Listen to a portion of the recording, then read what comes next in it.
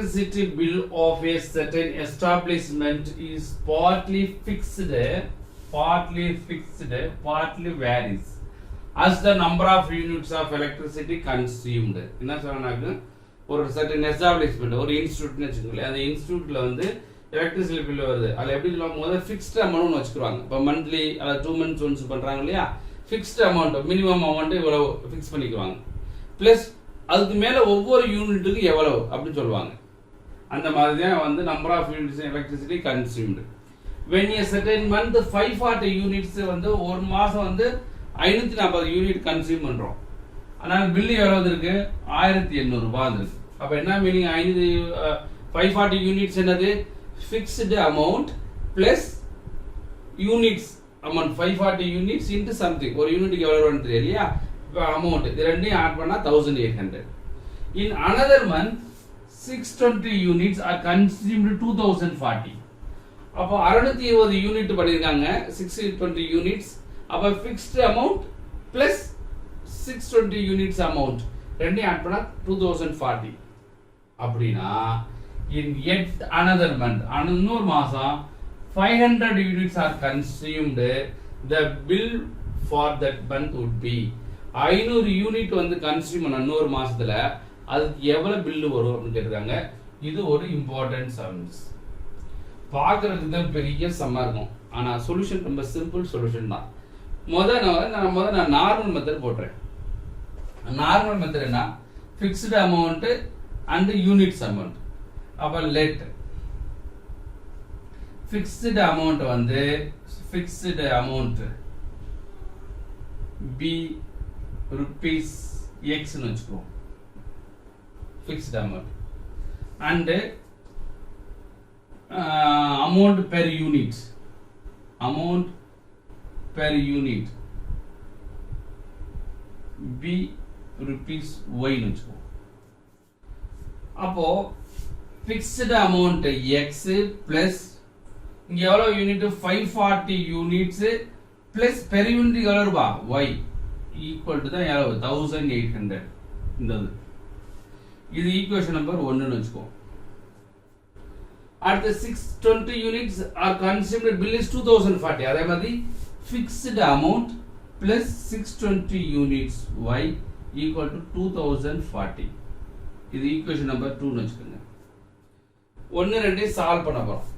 Solve பண்ண என்ன ஆகும், மைனஸ் மைனஸ் மைனஸ், இது ரெண்டு கேன்சல் ஆயிடும். அப்ப இங்க மீதி என்ன இருக்கும், சப்ட்ராக்ட் பண்ணீங்களாக்க -80y, இதை சப்ட்ராக்ட் பண்ணீங்களாக்க -2040. அப்ப y equal to -240 by -80 equal to 3. அப்ப பெர் யூனிட் எவ்வளவு அப்படின்னா அமௌண்ட், அதாவது cost of per unit. Per unit எவ்வளவுனா rupees 3 rupees. பெர் யூனிட் வந்து 3 ரூபாய். பெர் யூனிட் வந்து 3 ரூபாய். இப்போ ஃபிக்ஸ்டு காஸ்ட் நமக்கு வேணும். Substitute y value, substitute in equation number 1. Substitute y equal to 3 in equation number 1. இந்த 1ல சப்ஸ்டிட்யூட் பண்ணுங்க. அப்ப x plus 540 into 3 equal to 1800. x plus 1620 equal to 1800. அப்ப x is equal to 1800 minus 1620. அப்ப x is equal to 180. அப்ப fixed cost எவ்வளவு அப்படினா இங்க fixed cost x தான பார்த்தோம். அப்ப fixed cost, fixed amount rupees 180. அப்ப ஃபிக்ஸ்டு அமௌண்ட் 180 கண்டுபிடிச்சிட்டோம். பெர் யூனிட்டுக்கு 3 rupees கண்டுபிடிச்சிட்டோம். நமக்கு என்ன தேவை, 500 யூனிட்ஸ் வேணும். அப்போ 500 யூனிட்ஸ் அப்படினா இங்க பாப்போம். 500 யூனிட்ஸ் அப்படினா இப்போ நமக்கு காஸ்ட் ஆஃப் 500 யூனிட்ஸ் என்ன, cost of 500 units consumed. Units consumed. அப்ப என்ன பண்ண போறோம் அப்படினா fixed cost plus 500 units cost. அப்ப fixed cost எவ்வளவு, 180 plus 500 into ஒரு யூனிட் எவ்வளவு, 3 ரூபாய். அப்போ 180 plus 1500 equal 1680. அப்போ ஆன்சர் என்ன அப்படின்னா 1680 rupees எப்போ 500 யூனிட்ஸ் கன்சியூம் பண்ணும்போது அந்த மாசம் கன்சியூம் பண்ணிப்பாங்களா அப்போ எவ்வளவு பில் வந்திருக்குன்னா 1680. அப்போ ஆப்ஷன் இஸ் பி. இது normal method. This is normal method. X னு வச்சு XY னு வச்சா நார்மல் மெத்தட் தான். இப்படி தான் செய்யணும். இதுக்கு ஷார்ட்கட் மெத்தடும் உண்டு. இப்போ எய்ம் ஷார்ட்கட் மெத்தட் என்ன அப்படின்னா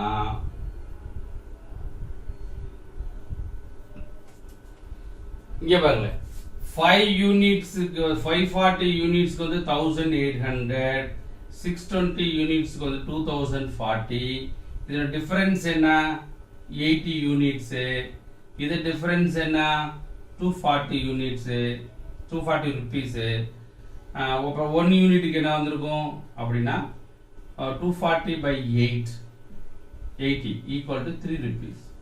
அப்போ ஒரு யூனிட் காஸ்ட் 3 rupees கண்டுபிடிச்சிட்டோம். XY எல்லாம் போட வேண்டாம், டைரக்டாவே 540 யூனிட்ஸ்க்கு 1800 620 யூனிட்ஸ்க்கு 2040 இது ரெண்டையும் சப்ட்ராக்ட் பண்ணா 80 யூனிட்ஸ் 80 யூனிட்ஸ்க்கு எவ்வளவு 240 ஒரு யூனிட்டுக்கு 3 rupees. அப்ப யூனிட் கண்டுபிடிச்சோம். ஃபிக்ஸ்டு காஸ்ட் வேணும் இல்லையா? இப்ப ஃபிக்ஸ்டு காஸ்ட் வேணும்னா 540 யூனிட்ஸ்க்கு 3 rupees இருக்குங்களேன். இப்போ 540 into 3 அளவு அப்படின்னா 1620 அதானே 15 15 1620. அப்ப டோட்டல் காஸ்ட் எவ்வளவு 540 யூனிட்ஸ் டோட்டல் காஸ்ட் 1800 னா இது 1620. அப்ப ஃபிக்ஸ்டு காஸ்ட் என்ன வந்திருக்கும் இது வந்து டோட்டல் 540 யூனிட்ஸ்க்கு 540 யூனிட்ஸ்க்கு இது. அப்போ ஃபிக்ஸ்டு காஸ்ட் வேணும்னா டோட்டல் 1800 அது 1620 லெஸ் பண்ணீங்களாங்க. அப்போ 180 வந்து fixed cost 180 is fixed cost. அப்போ 500 யூனிட்ஸ் வேணும்.